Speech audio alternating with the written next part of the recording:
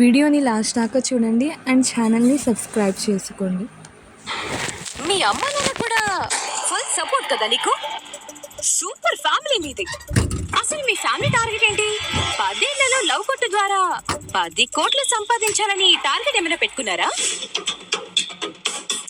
మీ నాన్న అసలు గొప్ప నటుడు. మీ అమ్మ నాన్న క్లయింట్స్ ని చూస్తారా లేక ఒక టీమ్ ఫామ్ చేశారా? అసలు ఎవరు ట్రైనింగ్ ఇస్తున్నారు ఈ హోయాలు ఇవన్నీ చేయడానికి? మీ అమ్మ మీ నాన్న?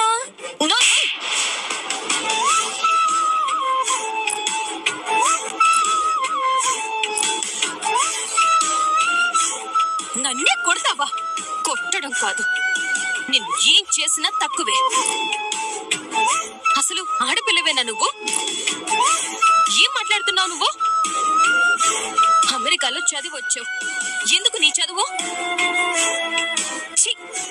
అసలు అది నోరేనా నాలుగేనా? ఒక అమ్మాయితో ఇలాగేనా మాట్లాడేది? నువ్వు కూడా ఒక అమ్మాయివే అని ఇంకిత జ్ఞానం లేదా నీకు?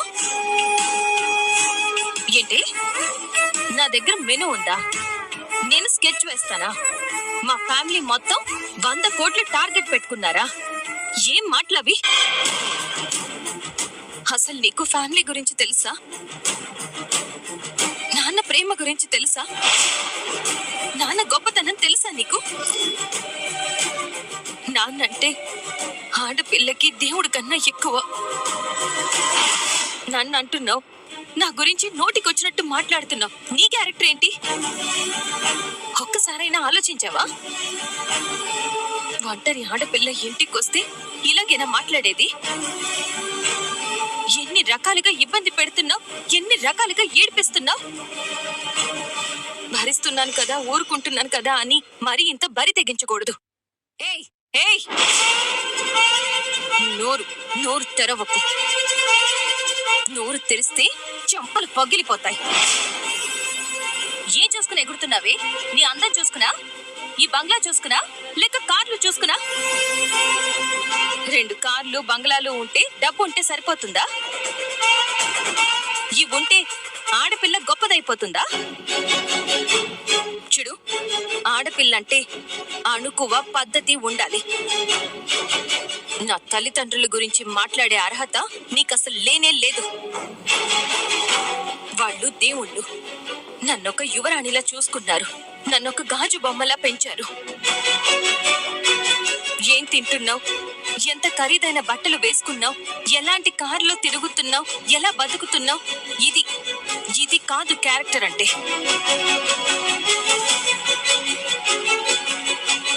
అసలు క్యారెక్టర్ అంటే ఏంటో తెలుసా?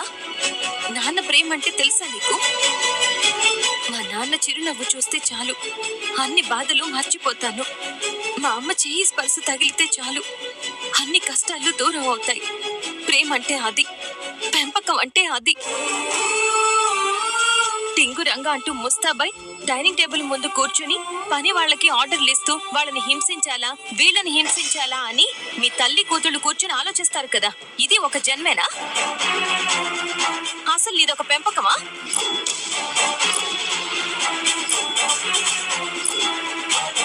విక్రమ్ కృష్ణ నిన్ను పెళ్లి చేసుకోలేదు, ఆ బాధ నీకుంది. ఆ టాపిక్ మాట్లాడు. విక్రమ్ కృష్ణ గారి మీద నువ్వు ప్రేమని పెంచుకున్నావు. విక్రమ్ కృష్ణ గారు నీకు దక్కలేదు, దాని గురించి మాట్లాడు. ఆ విషయంలో తిట్టు. అంతేకాని కత్తులతో కోసినట్టు మాట్లాడుతూ ఒక ఆడపిల్ల వ్యక్తిత్వం దెబ్బతీసేలా మాట్లాడతావా? మాట బాగుండాలి. నన్ను ఒక్క మాట అనే ముందు నీ అర్హత ఏంటో నువ్వు తెలుసుకో.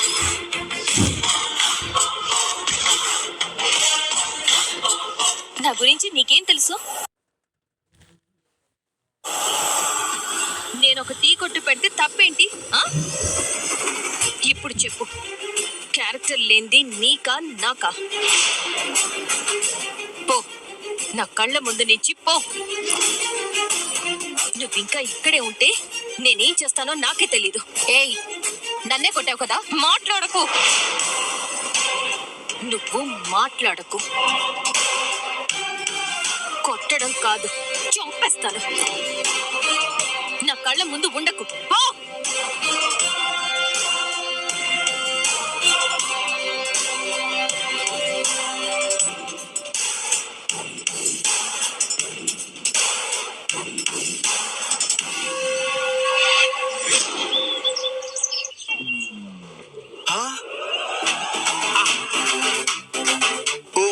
మోనాలిసా, ఓ నా ప్రేమ సీసా. ఆ, ఏంటమ్మా డల్ గా ఉన్నావు? రోజు కోపంగా చూసేదానివి కదా, ఆ కళ్ళల్లో ఆ మేఘాలేంటమ్మా? ప్రేమ, లవ్, ఇష్క్. ఆ, ఆ, ప్రేమ. Oh my dear, oh my lover, oh my రోజా ఫ్లవరు, ఓ మోనాలిసా, ఇన్నాళ్ళకి నీకు నా మీద ప్రేమ పుట్టిందా? ఆ, రే లవంగం సక్సెస్ రా, సక్సెస్. ఆపరేషన్ లవంగం సక్సెస్.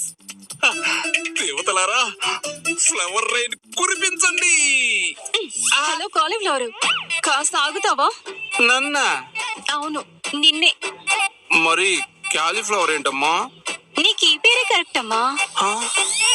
నేను లవ్, ప్రేమ, ఇష్క్ అంది నీ మీద ఉందని కాదు, మరి ఆ రాధ కోసం వచ్చాడు కదా అతని గురించి. అబ్బా, రాధ దుర్గని నిజంగానే ప్రేమించిందా లేక?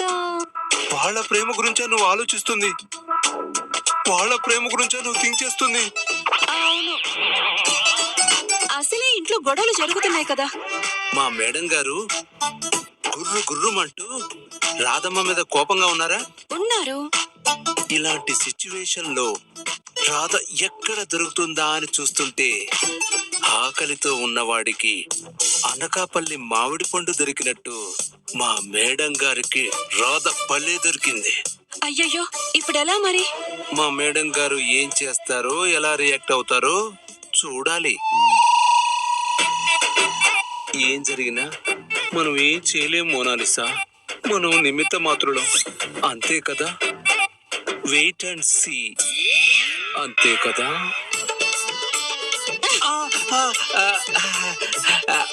ఓదార్పు మోనాలిసా, ఓదార్పు.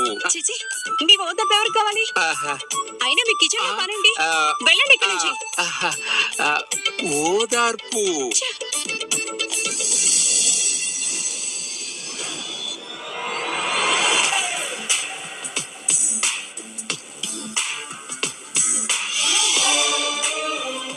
ఏం చేస్తున్నారు? బయటికి పంపిస్తున్నాను శాశ్వతంగా. రాధా నా భార్య, తన మీద చెయ్యి వేస్తే నా మీద చెయ్యేసినట్టే. రాధను నిర్దోషిగా నేను నిరూపిస్తాను. నిరూపించలేకపోతే రాధ నేనే ఇంటి బయటికి పంపిస్తాను. నా కండిషన్ కి ఓకేనా? రాధ గౌరవం కోసం ఏ కండిషన్ పెట్టినా నాకు ఓకే. ఎవడ్రా వాడు? ఎంత ధైర్యం రా వాడు మన ఇంటికి రావడానికి? అందరి ముందు నోటికొచ్చినట్టు రాధను అనరాన్ని మాట్లాడినాడు. వాడి సంగతి చూడరా, వాడిని అస్సలు వదిలిపెట్టద్దు. వదిలిపెట్టను నాన్న.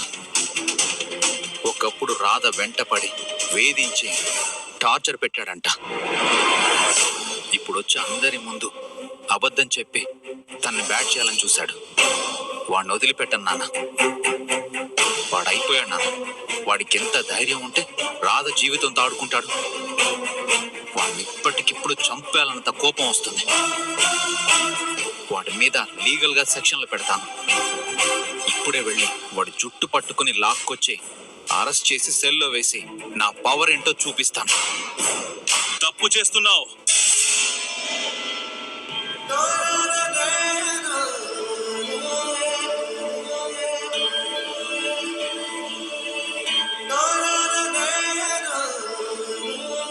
రాధ మెళ్ళో తాళి కట్టిన భర్తలా కాదు, పోలీస్ యూనిఫామ్ వేసుకున్న విక్రమ్ కృష్ణలా ఆలోచించు.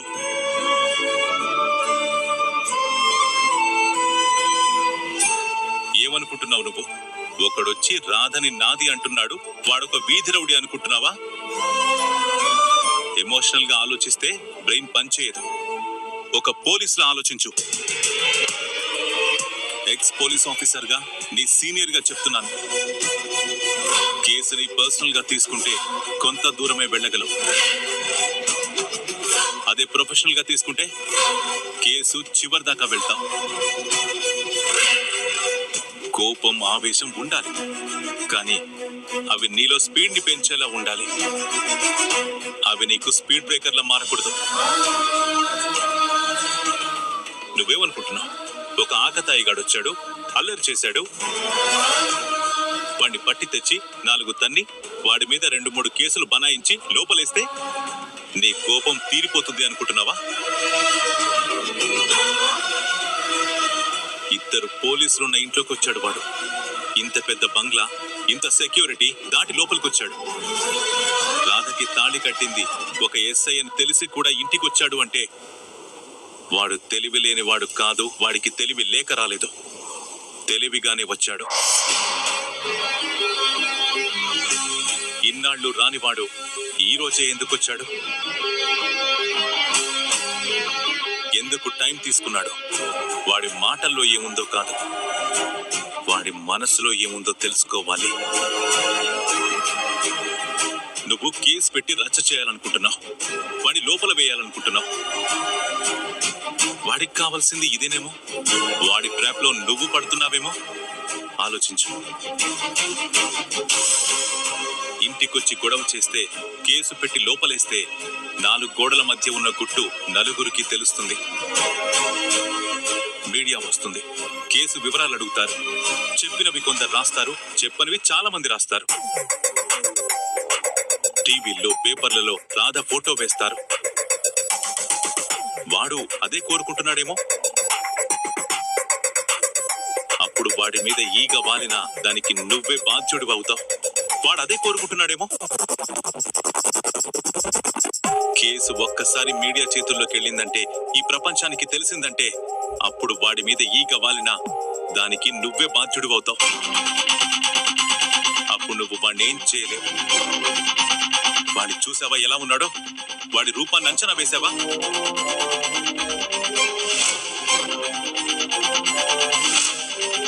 వాడు మాట్లాడుతున్నప్పుడు వాడి మాట తీరు అంచనా వేసావా? నీళ్లలోకి దిగే ముందు లోతు అంచనా వేయాలి. దిగాక నువ్వేమి చేయలేవు. ఈ కేసు కూడా ఇంతే. వాడొక సైకోపాత్లా అనిపిస్తున్నాడు. వాడి కళ్ళల్లో భయం లేదు, వాడి మాటల్లో తడబాటు లేదు. చాలా స్ట్రాంగ్ గా ఉన్నాడు. ఇంట్లో మనం అంతమంది ఉన్నాం, వాడొక్కడే వచ్చాడు. అయినా చాలా క్లారిటీగా మాట్లాడాడు. నువ్వు అనుకుంటున్నట్టుగా చీప్ రౌడీ కాదు వాడు. చీమల పుట్టను చూసి అందులో చీమలు మాత్రమే ఉన్నాయనుకోవద్దు. అందులో చీమలుంటాయో పాములుంటాయో పుట్ట పగలగొడితే గానీ తెలీదు.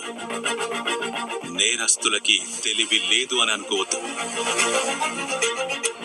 ఎమోషనల్ గా కాదు, ఎఫెక్టివ్ గా ఆలోచించు. వాడి నెక్స్ట్ స్టెప్ ఆలోచించు. ఇంకో గంటలో వాడేం చేస్తాడో 1 గంట ముందే నువ్వు పసిగట్టాలి. రాధ మెడలో తాళి కట్టిన విక్రమ్ కృష్ణలా ఆలోచించకు. ఒక పోలీస్ ఆఫీసర్ గా ఆలోచించు. వాణ్ణొక పుస్తకంలాగా చదువు.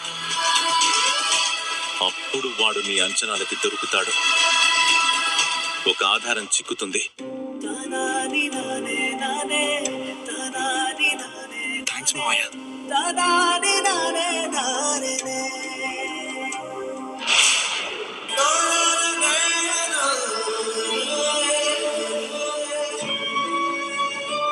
ఒక పోలీస్ ఆఫీసర్ గా నాకున్న అనుభవంతోనే ఇవన్నీ నీకు చెప్పాను.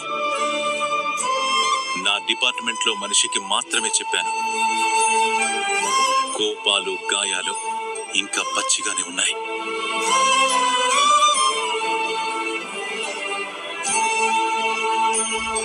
నీకు నా మీద కోపం ఎంతుందో దానికంటే రెట్టింపు ప్రేమ ఎక్కువ ఉంది మావయ్య. సమయానికి వచ్చి మంచి సజెషన్ ఇచ్చావు మావయ్య. రేయ్ దుర్గా.